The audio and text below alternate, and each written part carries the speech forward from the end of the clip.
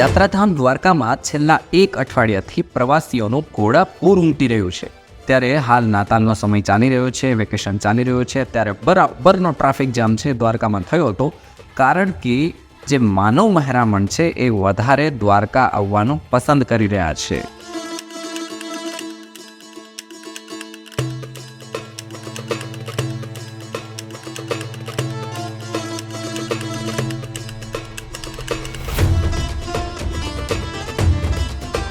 દ્વારકામાં નાતાલ વેકેશનની સાથે સાથે આહિર સમાજના મહારાસનું પણ આયોજન કરવામાં આવ્યું હતું।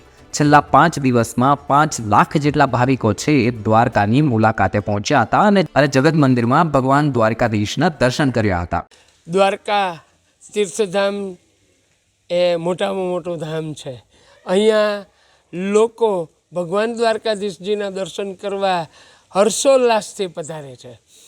એવી રીતે આપણે જોઈએ તો આ 5 દિવસોની ગણતરી કરીએ તો અંદાજિત 4.5 થી 5 લાખ માણસો દ્વારકા દર્શને આવી ગયા છે અને હવે પછીના નાતાલના વેકેશનમાં પણ એવો અંદાજ છે કે એ લોકો દર્શનાર્થીઓ અહીંયા આવી અને લગભગ 6 થી 7 લાખ માણસો હવે પછી પણ આવે એવી શક્યતા દેખાઈ રહી છે।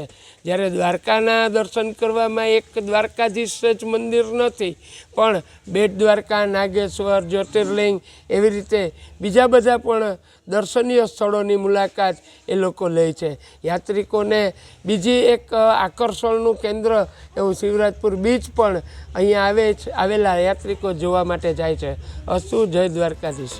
અત્યારના સમયમાં દ્વારકામાં નાતાલનો પર્વ ચાલી રહ્યો છે અને આગામી 1 અઠવાડિયા સુધી પ્રવાસીઓનો પ્રવાસ જે છે એ દ્વારકામાં રહેવાનો છે। દ્વારકા સાથે નજીકના સ્થળો પર પણ અવિરત ટ્રાફિક છે જોવા મળી રહ્યો છે। એના કારણે વેપારમાં અને ધંધામાં તેજી નજર આવી રહી છે। ત્યારે દિવસે ને દિવસે દ્વારકાનું મહત્વ વધતું જાય છે, એ એક સારી વાત કહેવાય।